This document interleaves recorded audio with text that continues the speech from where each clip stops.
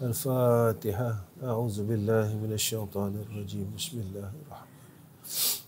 الحمد لله رب العالمين الرحمن الرحيم مالك يوم إياك نعبد وإياك نستعين اهدنا الصراط المستقيم صراط الذين أنعمت عليهم غير المغضوب عليهم ولا الضالين.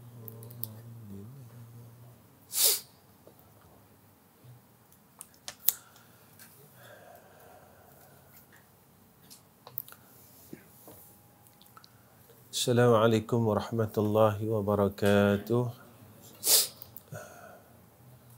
Alhamdulillah rabbil alamin wal aqibatu lil muttaqin wal hadi ila siratal mustaqim. Asyhadu an la ilaha illallah wahdahu la syarika lah wa asyhadu anna Muhammadan abduhu wa rasuluh. Allahumma salli ala Sayyidina Muhammad wa ala alihi wa sahbihi wa sallim. Allahumma lakal hamdu wa ilaikal mustaka wa antal musta'an wa la hawla wa la quwwata illa billahil aliyil azim. Amma ba'd.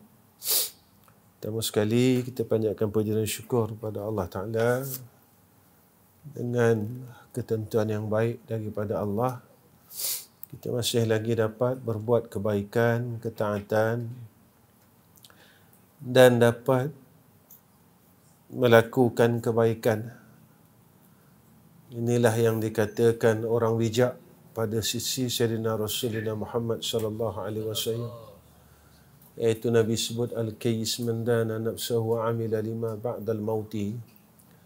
Orang yang bijak itu orang berakal, kata Nabi, mereka yang sentiasa lawan hawa nafsu ni, berusaha mujahadah, dan wa amila lima ba'dal maut, dan beramal bagi barang selepas kematian. Jadi inilah yang dikatakan orang bijak. Bukan orang bijak itu orang yang banyak ilmunya. Bukan.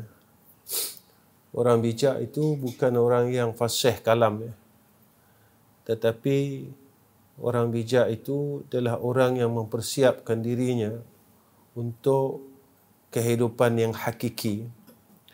Ini yang disebut oleh Sayyidina Rasul. Sebab itu ketika kita melalui jalan ilmu, pada ketika itu natijahnya alat yang ada pada kita ini mesti membawa kepada arah akhirat. Sebab itu Imam Al-Ghazali rahimahullahu ta'ala dia sebutkan kepada kita tentang tanda ilmu yang manfaat itu. Ketika ilmu ini tidak boleh membawa kita ke arah akhirat, ketika itu disebut oleh Imam Ghazali ilmu yang tidak manfaat. Sebab itu Rasulullah sebut kepada kita al-ilmu ilman. Ilmu ni dua. Sehingga kan dalam kitab Bidayatul Hidayah itu dijelaskan kepada kita tentang apa beza ilmu yang manfaat dan ilmu yang tak manfaat. Maka sebenarnya tatkala kita duduk di dalam jalan ilmu, maka pada ketika itulah kita kena tahu kita nak pilih jalan mana. Ini sebenarnya. Dan jalan itu telah disiapkan oleh Allah kepada kita. Cuma kita pilih. Kita duduk jalan ilmu, sama ada kita nak berada memilih jalan natijahnya kepada dunia, ataupun kita duduk jalan ilmu ini, kita nak pilih natijahnya pada jalan yang muwafaqat dengan kehendak Allah dan Rasul. Itu je. Ya.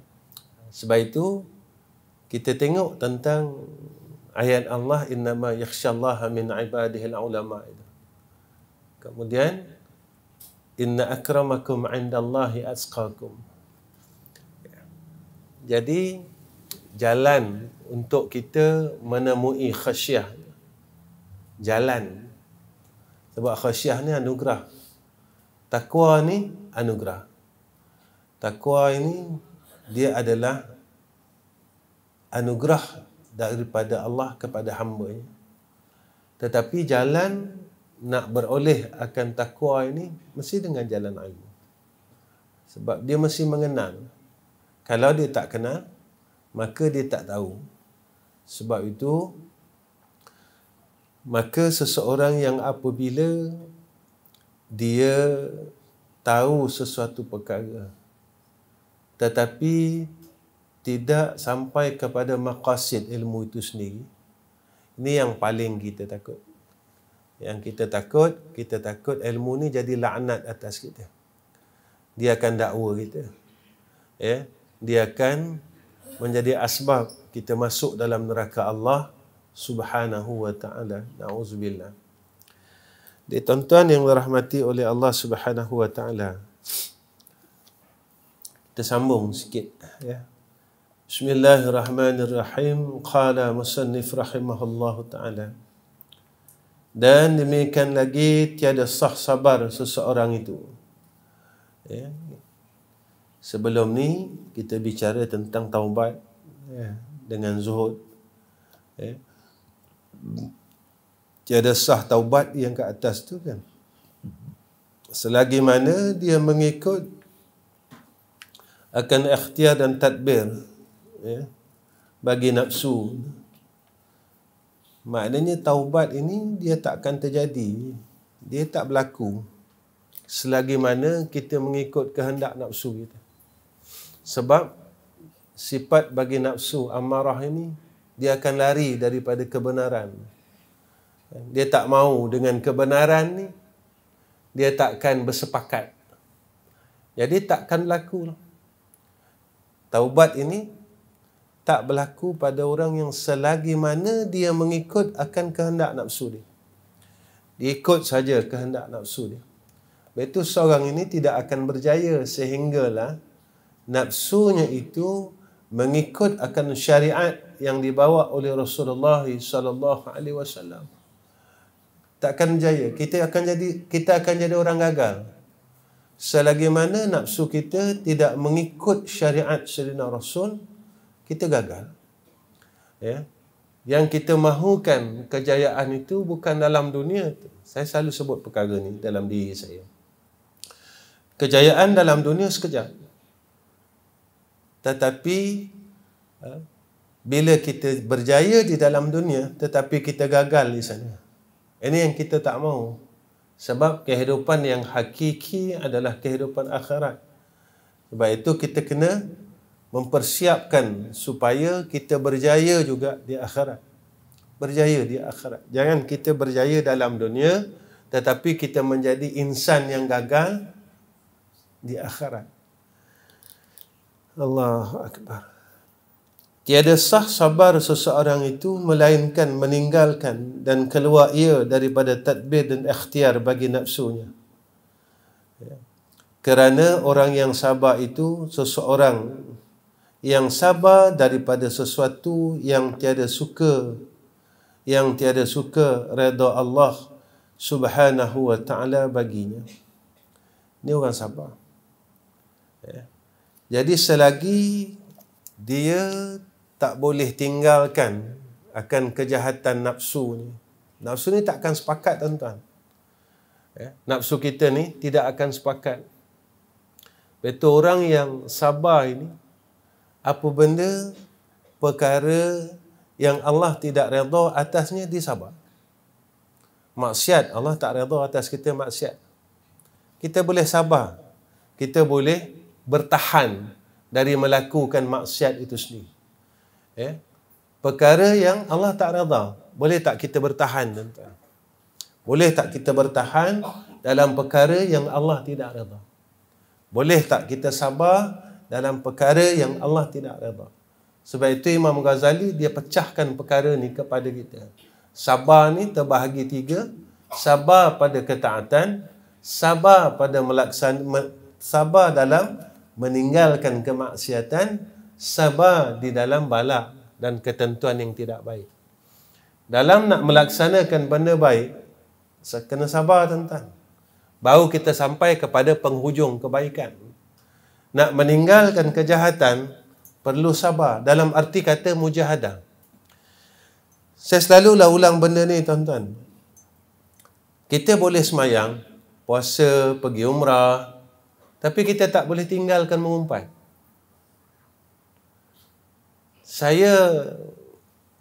Kita buat kajian dengan diri kita sendiri. Kalau umur kita 50 tahun, 60 tahun. Dalam tahun ni, kita masih lagi tak berhenti kata keburukan orang. Jadi bermakna, amal soleh kita habis. Amal soleh kita dah habis. Daripada umur 60 tahun, sehinggalah umur 15 tahun. Sebab ini yang dijanjikan oleh Rasulullah. Kita boleh buat amal. Semayang, baca Quran. Tapi nak meninggalkan kejahatan ini satu perkara yang susah. Lagi-lagi kejahatan yang menghapuskan seluruh amalan kita. Kita nak tinggalkan marah, nak tinggalkan hasad, nak tinggalkan rasa ujub. Rasa kita lah yang terbaik, orang lain tak baik. Nak meninggalkan yang disuruh oleh Allah dan Rasul, tinggalkan. Khususnya sifat mazmumah. Nak meninggalkan rasa kibir itu sendiri. Padahal itu dosa, tuan-tuan. Dosa. Ujub ni dosa. Sombong ini dosa. Lagi-lagi perkara yang diremehkan oleh manusia akhir zaman, tetapi dia dosa besar. Fitnah. Benda itu dosa besar. Tapi diremehkan oleh umat akhir zaman. Kita boleh bersetuju, menyampaikan, memanjangkan. Padahal dia dosa besar. Sebab itu, tuan-tuan, kita ini kena bermujahadah dalam tiga-tiga perkara ni. Bermujahadah melakukan kebaikan untuk kita jadi orang baik. Kita kena sabar sebab tentangan dia cukup banyak. Bila kita nak mula berubah menjadi lebih baik, maka tentangan ini, kiri kanan dunia makhluk, akan menjadi tentangan. Dan kedua, kita kena sabar. Yang ini dalam arti kata sabar ini perlunya ada mujahadah, kesungguhan untuk kita tinggalkan kejahatan. Kejahatan sebab kita tak mahu tatkala dalam masa yang sama kita buat baik, kita buat jahat. Kita buat baik. Masa yang sama juga kita buat jahat. Masa yang sama juga kita melakukan kejahatan kepada Allah. Sebab itu yang disebut oleh ulama, takkan terjadi sabar. Dan setengah yang tiada suka Allah Ta'ala itu tadbir dan ikhtiar bagi nafsunya. Yakni kita tidak sabar dengan apa yang telah ditentukan atas perjalanan hidup kita sendiri. Kita tak boleh nak sabar atas segala ketentuan Allah atas kita, perjalanan kita, qada dan qadar kita. Tuan-tuan, zaman sekarang ramai orang merungut. Sekarang ni tuan-tuan, zaman dah akhir sangat. Tuan-tuan, cerita bunuh diri sekarang dah terlalu kerap tau. Orang nak bunuh diri sekarang terlalu kerap. Dia begini, puncanya sebenarnya bukan ekonomi. Bukan ekonomi. Saya dan tuan-tuan pernah susah dulu. Tuan-tuan pun pernah susah, saya pun pernah susah. Cuma yang kita takut, apa yang Nabi sebut pada akhir zaman ini telah mula berlaku. Apa dia? Apabila sampainya hampir kiamat, maka iman ini akan dicabut sedikit demi sedikit dalam hati hamba. Maka kekuatan iman itulah. Sebab itu rukun iman yang keenam, iaitu beriman dengan qada dan qadar Allah. Sebab itu tuan-tuan, kekuatan iman ini pada akhir zaman pengukur untuk kita selamat daripada fitnah akhir zaman. Kekuatan iman. Jadi sebab itu, saya tanya diri saya dan berfikir, kita ilmu banyak ni untuk apa? Ilmu kita yang banyak ini dapat tak menjadikan ilmu ini kukuh iman kita? kita beramal, dapat tak sehingga menjadi kukuh iman kita. Sebab kita akan lalu zaman yang lebih dahsyat lagi, tuan-tuan. Zaman yang lebih dahsyat, iaitu zaman Dajjal. Zaman itu Allahu Akbar. Jadi sebenarnya bukan kekuatan ilmu, tetapi kekuatan iman. Tetapi di dalam proses untuk kita menuju kepada kekuatan iman itu, perlu ada kekuatan ilmu. Tidak menafikan kekuatan ilmu. Yang paling kita takut, kekuatan ilmu itu tidak boleh mengukuhkan iman. Ini yang kita takut. Kita kena cari sebabnya. Sebabnya, kenapa ketika kita ada alat untuk dapat kekuatan iman, tetapi kita tidak memperolehi kekuatan iman. Yang ini yang disuruh kita tafakur, berfikir, muhasabah tentang diri kita, tentang perjalanan hidup kita ini dalam menuju Allah. Sebab penerimaan itu pada akhir keputusan, iaitu maut. Ini penerimaannya. Yang ni jalannya. Saya hari ini di tempat tuan-tuan sama di dalam surau. Ini perjalanan kita, tuan-tuan. Perjalanan kita. Perjalanan takdir kita. Yang berlaku pada hari ini. Sebab itu, adanya doa. Kita minta dengan Allah supaya perkara kebaikan yang berlaku di dalam takdir perjalanan hidup kita ini diistiqamahkan oleh Allah.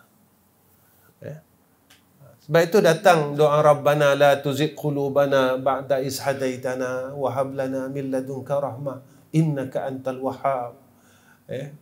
Inilah yang kita perlu ingat. Sebab itu ketika kita sentiasa mengharapkan rahmah daripada, sebab itu tuan-tuan, saya ingat perkataan Imam An-Nawawi. Imam Nawawi kata apa?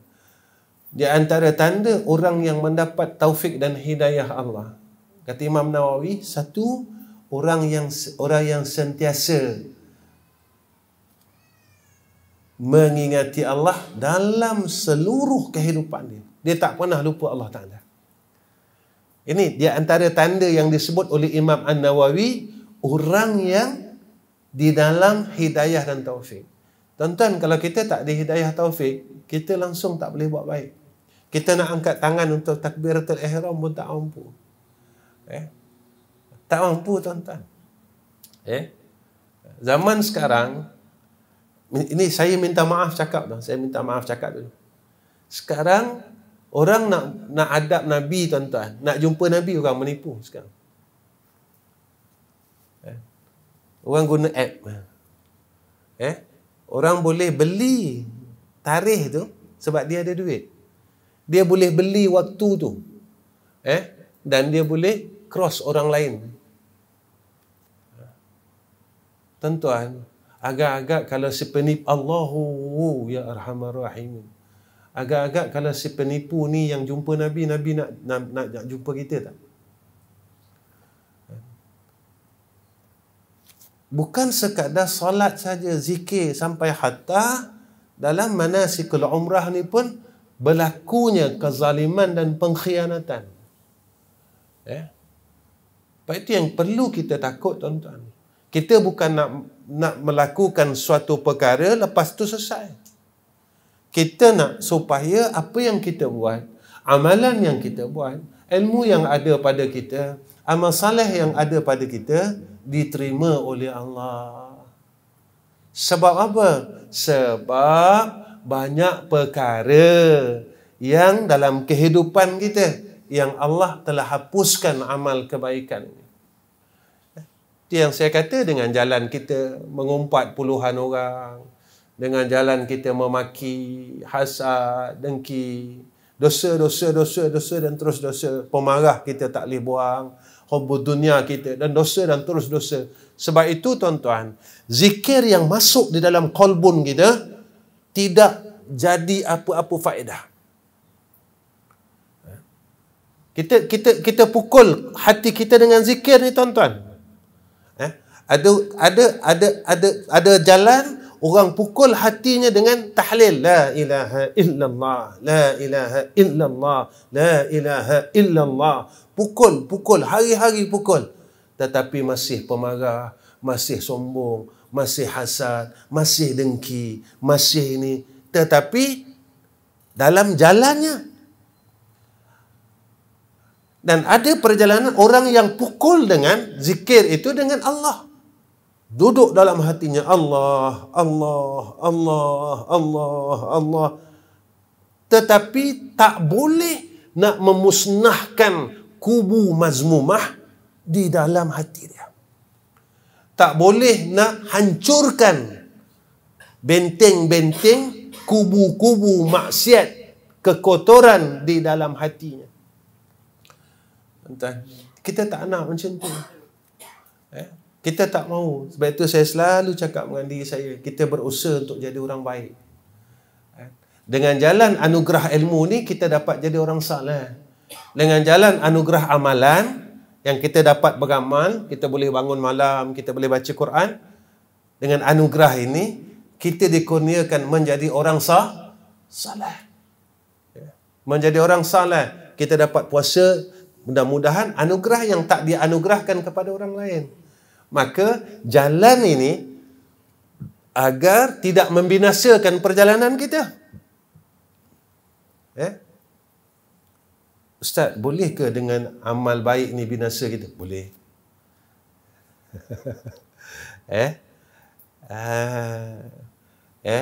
Jangan tau. Jangan ingat kita dah salat, dah zikir, dah baca Quran, tak boleh menuju jalan kebinasaan. Boleh jalan dia. Jalannya di mana? Selagi sifat mazmumah di dalam batin kita ni tak musnah. Selagi ni tak musnah, selagi ni tak lebu, tak hancur, maka boleh menghapuskan kebaikan. Kita semayang malam, rasa kita orang soleh dah. Jaga ni tuan-tuan. Lalu kita mempasikkan orang lain. Perasan tak? Kita mula tengok orang sebelah, rasa macam rendah sikit. Yang tu rasa apa tuan-tuan? Bukankah itu jalan rasa kepada ujub itu sendiri? Yang ni memusnahkan amalan, yang merosakkan amalan. Yang ni yang kita kena jaga. Sebab setiap perkara yang kita lalu dalam perjalanan hidup ni tuan-tuan, bukan kita disuruh membanggakan diri, tak. Tak tuan-tuan. Adakah tuan-tuan jalan dia? Kalau kamu jadi orang alim, banggalah diri kamu. Kalau kamu jadi penuntut ilmu, banggalah diri kamu. Kalau kamu jadi orang kaya, banggakanlah diri kamu. Adakah tuan-tuan? Tak ada. Kita tak dengar pun tutup guru kita masa kita mengaji dulu, dia sebut macam tu. Tapi penekanan mereka adalah tawaddu', tawaddu', tawaddu', tawaddu'. Sebab apa? Ketika kita mula merendahkan diri dengan jalan amalan kita, kita takkan ada rasa kecukupan di dalam hidup kita. Kita ni banyak amal. Sebab kita makin tunduk.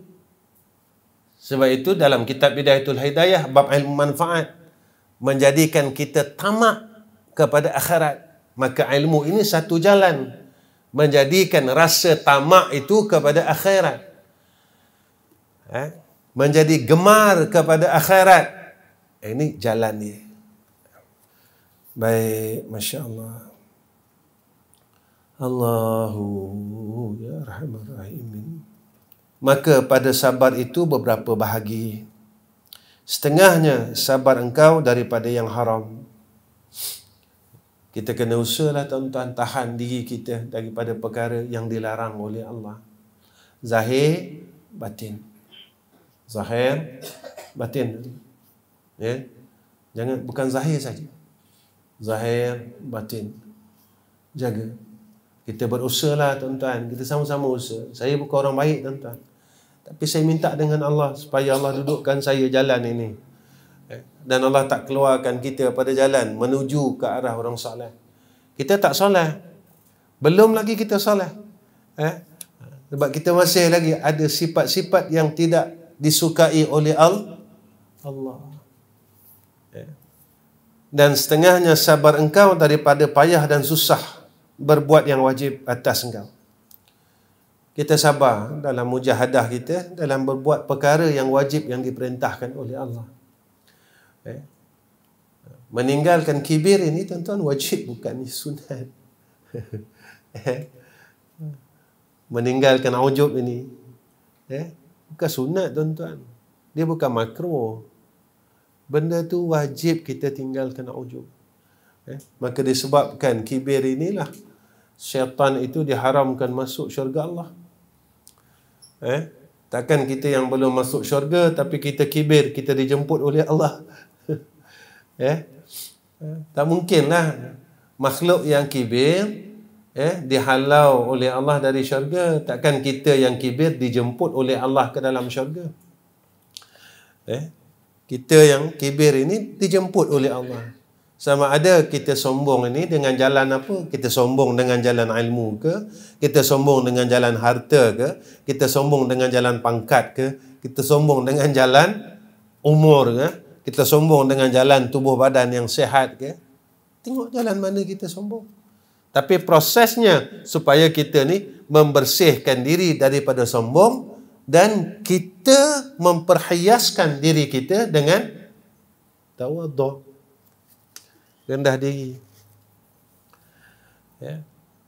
Baik itu Nabi sebut innama bu'istu li utammima makarimal akhlaq. Bahwasanya aku diutuskan bagi menyempurnakan kemuliaan akhlak. Akhlak kita dengan Allah, akhlak kita dengan Sayyidina Rasul, akhlak kita dengan sesama ummah. Ketika kita mengambil nikmat Allah dan kita menggunakan nikmat Allah itu untuk melawan Allah, kita tak ada akhlak. Kita ambil nikmat Allah, lalu kita gunakan nikmat Allah itu melawan Allah, tak ada akhlak kita. Kita tak ada adab dengan Allah. Tak ada adab kita. Lepas itu kita kena fikir, aku ni salah adab tak dengan Allah? Aku salah tak adab dengan Sayyidina Rasulina Muhammad sallallahu alaihi wasallam? Aku salah tak adab aku dengan sesama makhluk umat yang dicintai oleh Sayyidina Muhammad sallallahu alaihi wasallam? Ini semua tuan-tuan kena tengok. Panduan kita cukup mudah tuan-tuan. Uwais Al-Qarni ini. Uwais Al-Qarni dia mendahulukan akan kewajipan dia kepada ibunya sebagai seorang anak. Rasulullah tak pernah jumpa dia, tetapi Rasulullah mengenali dia. Macam mana tuan-tuan? Uwais Al-Qarni ni tak pernah jumpa Nabi, dan Nabi tak pernah tengok wajah Uwais Al-Qarni. Tak pernah tengok. Tetapi Rasulullah mengenalinya. Sehingga Rasulullah memerintahkan sahabat, iaitu Sayyidina Umar, meminta doa kepada Uwais Al-Qarni. Macam mana tu tuan-tuan? Seseorang yang tak pernah bertemu Nabi dan Nabi tak pernah melihat wajahnya, tetapi dikenali oleh Rasul. Ni Uwais Al-Qarni, tuan-tuan. Allah angkat dia dengan sebab dia menyempurnakan hajat ibu dia. Ibu dia nak buat haji, tapi ibu dia lumpuh. Kita rasa benda ni macam tak ada apa-apa. Kita kena tanya, ilmu yang ada pada kita ini, kita sempurna tak? Sampai tak dengan kita tidak meninggalkan akan tuntutan seorang anak kepada seorang ibu? Tak selesai tuan-tuan kalau kita semayang saja, baca Quran, tetapi kita meninggalkan akan hak seorang ibu. Tak selesai. Tetapi orang yang ada ilmu ini, lalu di dalam hidayah dan taufik Allah, lalu dia akan nampak, oh ini jalan dia, ini keperluan dia, dan ilmu ini menunjukkan kepada dia, dapat membezakan yang mana yang hak, yang mana batil. Itu orang yang sentiasa orang yang mendapat hidayah dan taufik daripada Allah. Kata Imam An-Nawawi, orang yang dikurniakan tidak melupakan Allah. Kedua, orang yang merujuk segala masalahnya kepada Allah. Setiap kali dia ada masalah, dia akan rujuk dengan Allah. Setiap kali dia ada masalah, dia akan rujuk dengan Allah. Dia akan mengadu terus dengan Allah. Mengadu. Tempat yang pertama di dalam dirinya, Allah. Ini tempat pertama. Tentang kita ni, kalau kita ikutlah apa yang Nabi buat, kita masih banyak lagi kita tak buat tuan-tuan. Kita cuma mampu ikut pakaian saja. Serban, jubah, kan? Tuan-tuan ingat tak ketika peristiwa menggali pada Khandaq, kan? Ketika tu kan Rasulullah lapar sangat. Dan Rasulullah letakkan perutnya tu batu diikat supaya jangan rasa lapar. Sahabat-sahabat minta balik tuan-tuan untuk makan, lapar sangat. Rasulullah kata pergi dulu. Pergi dulu. Rasulullah kata aku pun lapar. Tak. Dan ada sahabat yang ajak Rasulullah makan di rumah. Rasulullah ajak orang lain makan. Tuan-tuan, apa yang terjadi? Rasulullah yang cedok makanan sahabat. Dia suruh sahabat-sahabat makan dulu, bagi kenyang dulu. Dan dia tak makan lagi, tuan-tuan. Dia tak makan lagi.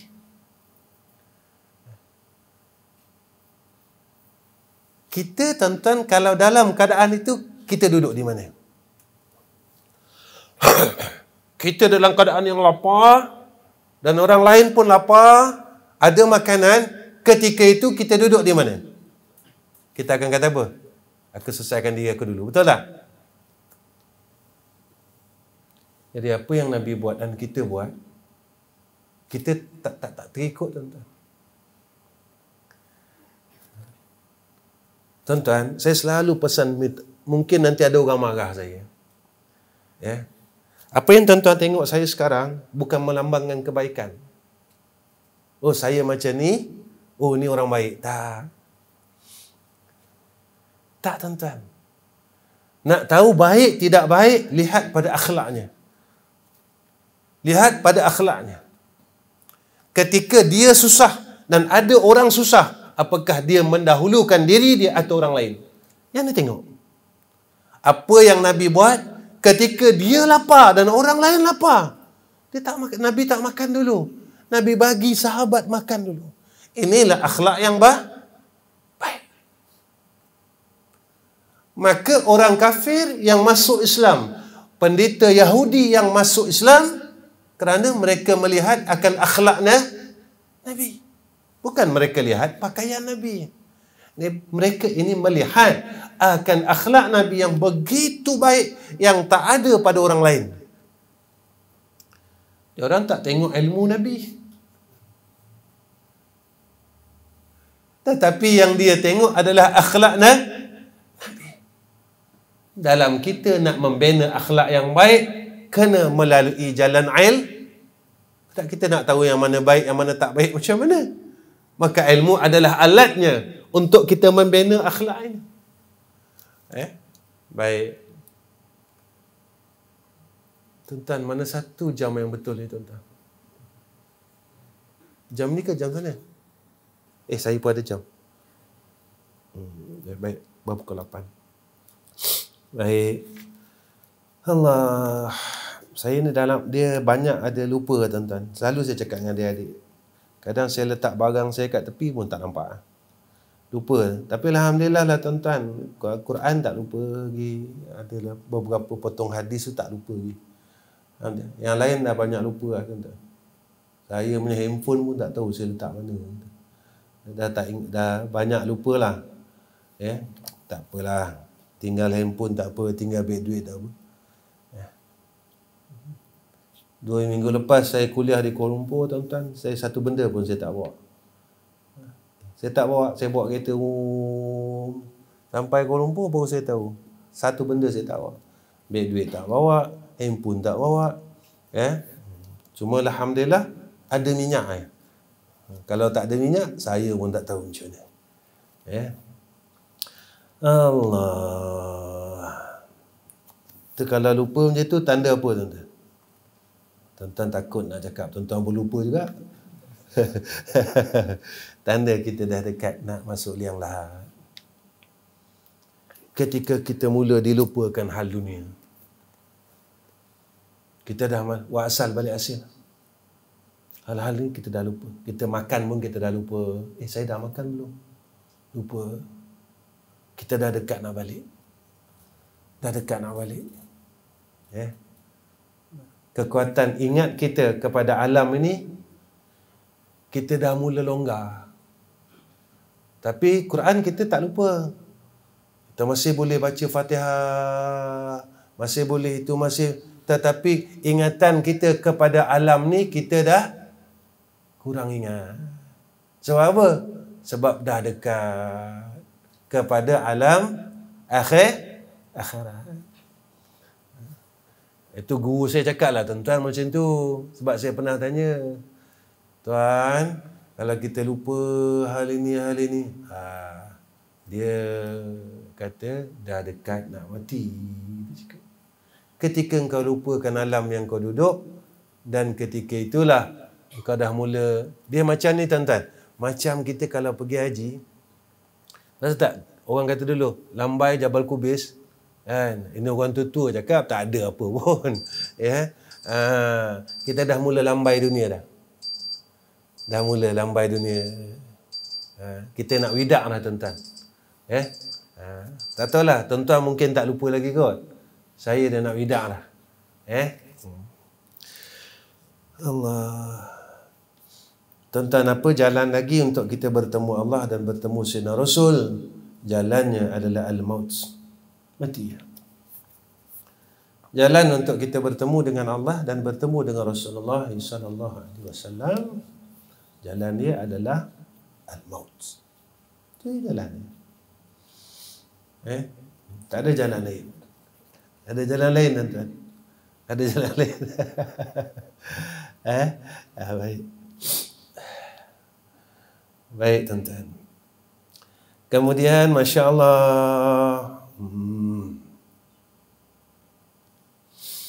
dan setengah sabar engkau daripada meninggalkan tadbir ikhtiar bagi nafsu engkau. Sabar kita dalam kita nak meninggalkan akan tuntutan nafsu syahwat ini. Yang demikian itu disuruh pada hamba. Tinggal benda tak sepakat kita dengan Allah. Akal kita selalu fikir ke mana, nafsu kita selalu berkehendak ke mana. Selalu fikir. Saya, tuan-tuan, saja saya kongsi, keyakinan kita ni sebenarnya, lagi kita yakin dengan Allah, sebenarnya hidup kita makin tenang. Lagi kita yakin dengan Allah, semakin kita yakin dengan Allah, hidup kita semakin tenang. Tetapi kita tetap diuji oleh Allah Subhanahu wa Ta'ala. Ujian ini untuk apa? Untuk mengukuhkan keyakinan kita kepada Allah Subhanahu wa Ta'ala. Saya kadang-kadang, bukan kadang-kadang, selalu jugalah, duduk macam mana ya. Bila sampai kita nak uruskan ini macam mana ya, macam mana. Sebenarnya tak ada macam mana sebenarnya. Tetapi kita ni orang tak baik, orang jahat, masih lagi nak fikir macam mana. Kau orang jahat, biasalah, tuan-tuan. Baik. Allah. Dan lazim bagi hamba itu meninggalkan ia akan tadbir dan ikhtiar bersama-sama Allah Ta'ala. Tinggalkan. Kita ikut kehendak daripada Allah. Kita ikut tadbir daripada Allah. Apa perintah Allah, buat. Jangan kita ikut tadbir nafsu kita, tadbir akal kita, sehinggakan kita melawan perintah Allah. Allah dah tadbir kita macam ni dah. Ya. Sampai masa solat, sampai bulan puasa, sampai tahunnya zakat. Ikut tadbir Allah. Jangan kita lawan.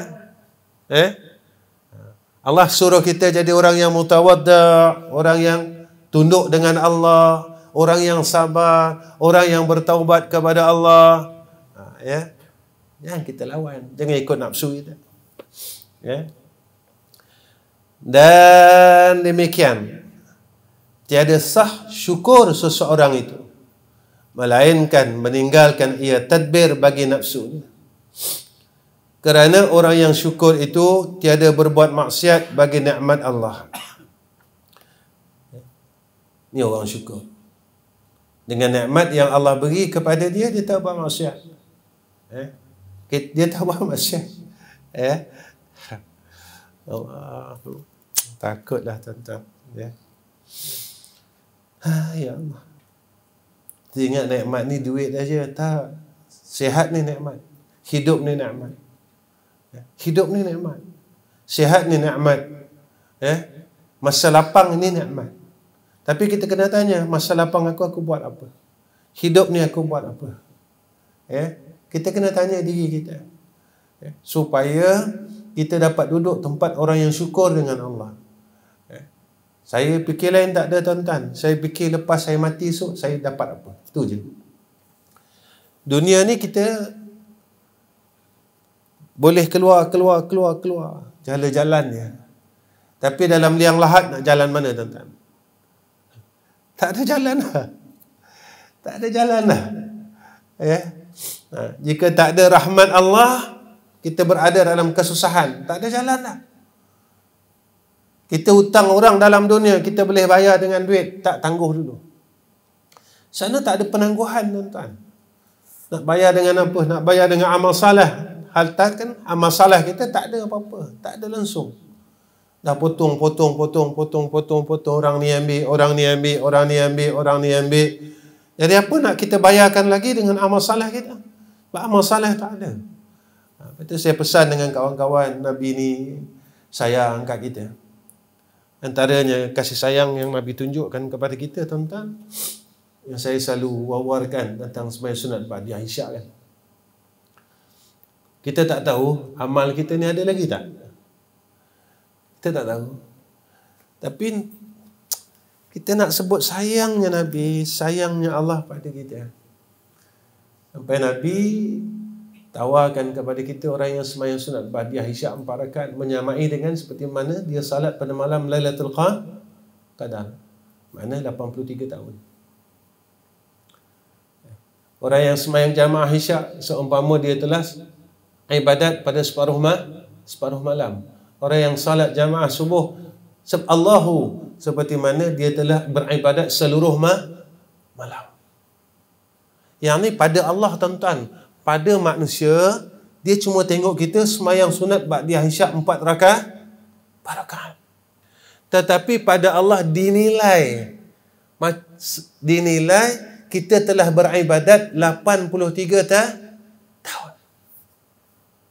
Salat jamaah isyak pada kita cuma sembahyang sunat jamaah fardu isyak. Tetapi pada Allah kita telah dinilai beribadat separuh daripada malam. Kita sembahyang jamaah subuh, maka pada manusia Allah sembahyang subuh aja pun. Tetapi pada Allah kita telah dinilai seperti mana orang yang telah as-salat pada seluruh malam. Macam mana ibadat seluruh malam tuan-tuan tanpa tidur? Macam mana nak nilai? Nak nilai macam mana orang yang beribadat seluruh malam tanpa tidur? Tanpa kita tidur. Sampai macam tu dia anugerahkan oleh Allah bi syafa'atin nabiyina Muhammad sallallahu alaihi wasallam, sebab sayangnya Sayyidina Rasul kepada kita. Tu je tuan-tuan, sayangnya. Sebab tahu dah kita punya amal ni habis. Tapi saya pesan dengan diri saya, jangan berterusan untuk menghabiskan amalan. Sebab ketika kita habiskan amalan kita dengan maksiat, maka ketika itu sampai titik akhir kehidupan kita, iaitu mati. Na'udzubillah min zalik. Jadi sekarang ini kita kumpul balik. Kita kumpul balik. Kumpul dan terus kumpul. Apa yang telah dianugerahkan oleh Allah dan Rasul kepada umat Sayyidina Muhammad sallallahu alaihi wasallam. Kita ni umat untung, tuan-tuan. Selawat sekali dapat 10 rahmat, diampunkan 10 dosa, dikurniakan dikurniakan 10 kebaikan. Tuan, kalau sehari 10, kalau sebulan kita baca selawat sehari 10. Sebulan 300, tuan-tuan. 10 bulan 3,000. Kita jangan tengok yang 10 ini. Satu hari 10, kita jangan tengok Allah sikitnya 10 ni. Boleh tak aku istiqamah untuk menyebut dan berselawat kepada Rasul sehari 10 kali? Maka dijanjikan kepada kita oleh Allah 10 kali 10, 100 rahmat. Tuan-tuan, kita tak tahu rahmat apa, tuan-tuan. Kita tak tahu rahmat apa. Rahmat keselamatan, rahmah pada keluarga diselesaikan masalah, rahmah kepada kesembuhan penyakit, rahmah daripada bala. Tuan-tuan, kalau satu kampung baca sehari 10, satu surau baca sehari 10, sehari 10, tuan-tuan, Allahu. Saya dulu mengajar di kawasan Shah Alam, tuan-tuan. Ada satu tempat lah, saya tak nak beritahu lah surau dia. Sampai sekarang, tuan-tuan, sampai sekarang, setiap siapa yang jadi imam, dia tak akan tinggalkan selawat 10 kali masa wirid. Setiap kali. Sampai sekarang, tuan-tuan. Saya rasa dah belas tahun ni dia orang buat. Belas tahun dah. Kerana apa, tuan-tuan? Kalau di dalam satu surau ini mengamalkan satu waktu 10 kali selawat, tuan-tuan, bermakna qaryah itu daripada satu waktu dia telah ada 100 rahmat daripada Allah. Kalau tiap-tiap waktu dia baca selawat Allahumma salli ala Sayyidina Muhammad, tuan-tuan, satu hari dia telah ada 500 rahmat di dalam qaryah itu. Tapi benda ni kita tak nampak. Kita perlukan rahmat Allah. Itu saya serulah diri saya dan tuan-tuan. Tak payah banyak, tuan-tuan. Sehari kita selawat, 10 selawat cukup. 10 cukup, tuan-tuan. Sampai satu masa, tuan-tuan rasa tidak puas untuk berselawat kepada Rasulullah sallallahu alaihi wasallam. Tuan-tuan naik lagi. Tuan-tuan naik lagi. Sehinggalah kita boleh membaca selawat sehari 1000 kali. Tuan-tuan, ada janjinya syafaat Sayyidina Rasul, orang yang membaca sehari 1000 kali. Tapi kita tak mampu. Mulalah daripada yang sedikit untuk kita istiqamah membacanya dalam keadaan yang banyak. Tak susah pun, tuan-tuan. Allahumma salli ala Sayyidina Muhammad wa ala ali Sayyidina Muhammad. Allahumma salli ala Sayyidina Muhammad wa ala ali Sayyidina Muhammad. Allahumma salli ala Sayyidina Muhammad wa ala ali Sayyidina Muhammad. Ataupun tuan-tuan ada selawat sendiri. Sallallahu alaihi wasallam ya Rasulullah fi kulli lamhatin wa nafasin adada ma wasi'ahu ilmullah. Sallallahu alaihi wasallam ya Rasulullah fi kulli lamhatin ونفس عدد ما وسعه علم الله.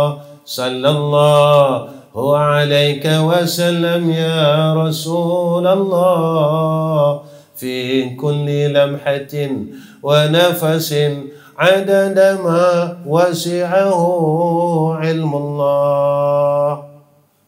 Selawat jangan tinggal, tuan-tuan. Tahlil jangan tinggal. Ini pesanan saya lah untuk diri saya khususnya. Sekurang-kurang tuan-tuan, jangan tinggal tahlil. Sehari 10 juga. Sebaik-baik zikir itu adalah tahlil. Perbaharuilah akan akidah kita ini dengan tahlil. Sekurang-kurang tuan-tuan, satu hari, satu malam jangan tinggalkan tahlil. Mudah-mudahan kita punya iman ini ditajdid. Kita tak tahu bila masa kita tergelincir. Kita tak tahu tuan-tuan. Tetapi kita tidak meninggalkan tahlil. Kita tak tinggalkan tahlil. Jangan tinggal tuan-tuan.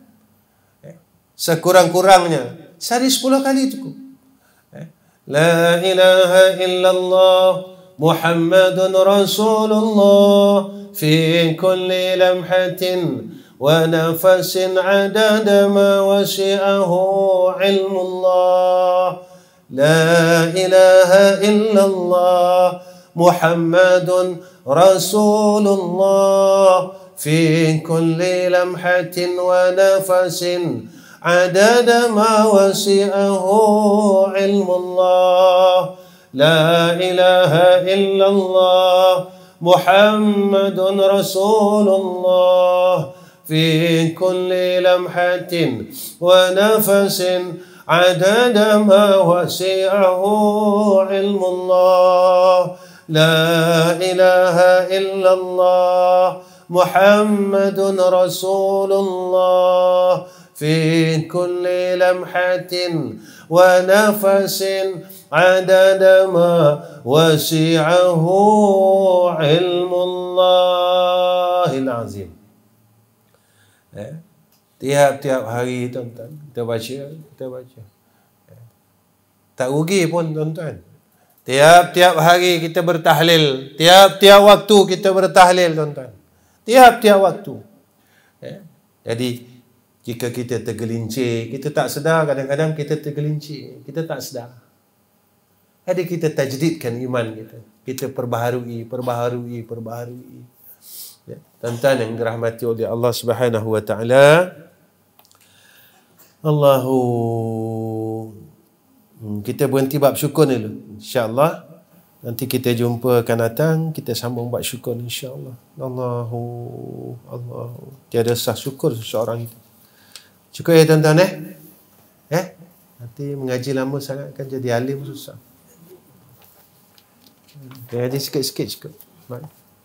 Saya tak pandai pun. Kalau saya salah tolong tegur tuan-tuan kalau salah tolong tegur. Jadi tuan-tuan, yang pertama sekali saya minta tuan-tuan tolong doakan saya dapat jadi orang baik, isteri saya, anak-anak, cucu, menantu semua. Yang keduanya tuan-tuan tolong doakan perjalanan saya besok pagi saya nak balik ke madrasah di Selangor.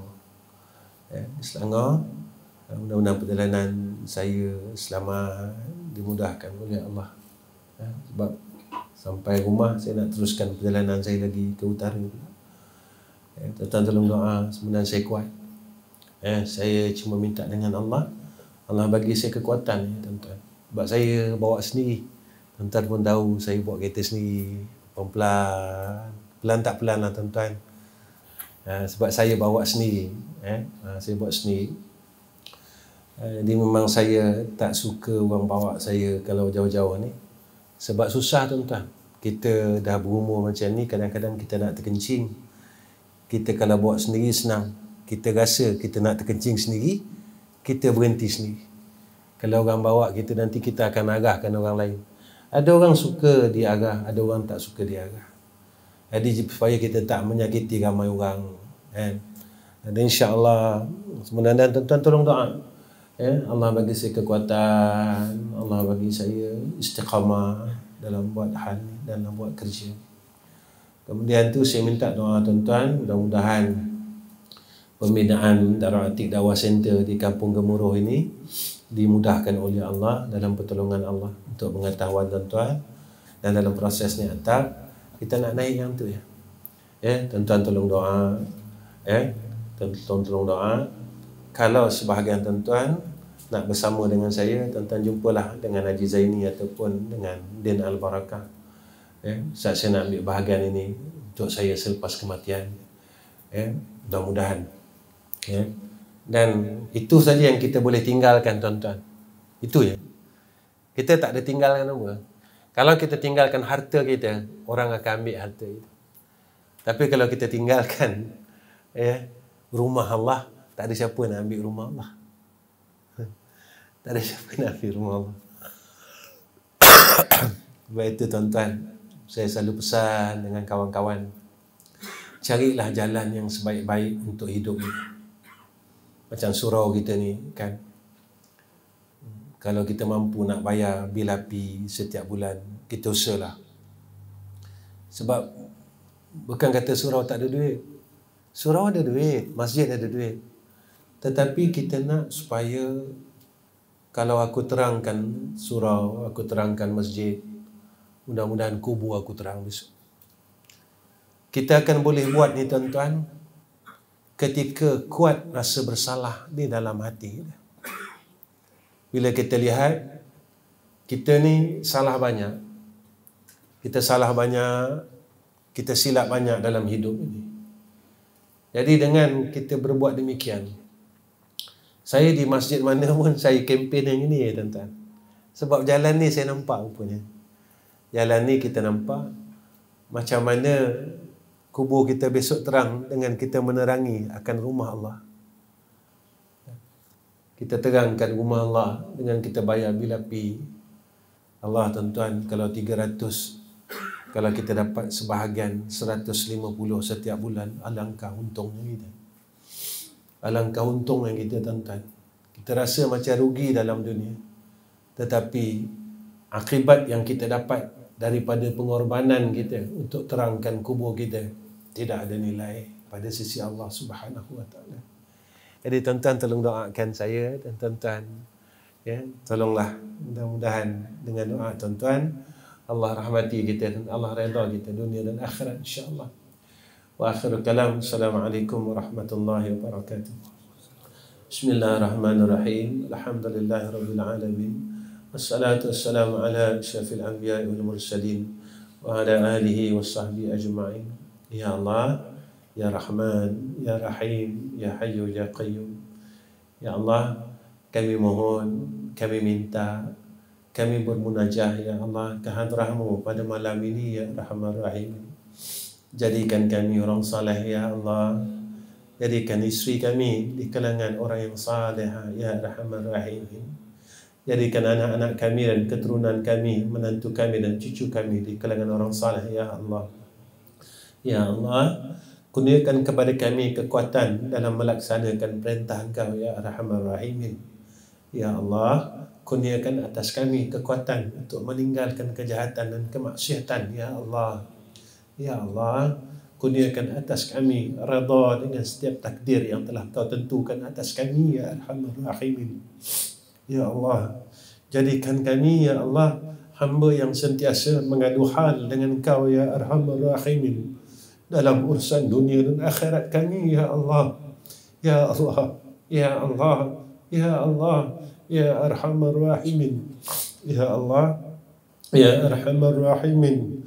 Jika kami melakukan kesilapan, tolonglah kurniakan atas kami hidayah dan taufik-Mu atas kami Ya Allah, agar kami tidak terus buat silap kepada Engkau Ya Arhamar Rahimin. Ya Allah, tolong jaga kami dan keturunan kami agar kami diterima oleh Engkau dan diterima oleh Sayyidina Rasulina Muhammad sallallahu alaihi wasallam suatu kami kembali menemui Engkau Ya Arhamar Rahimin. Ya Allah, pada malam ini kami berhimpun Ya Allah di dalam rumah-Mu. Di dalam rumah-Mu Ya Allah, kami harap dan kami berharap kepada Engkau Ya Arhamar Rahimin. Kehimpunlah kami besok Ya Allah di dalam syurga-Mu Ya Arhamar Rahimin, bersama-sama Ya Allah seperti mana Engkau telah himpunkan kami pada malam ini Ya Arhamar Rahimin.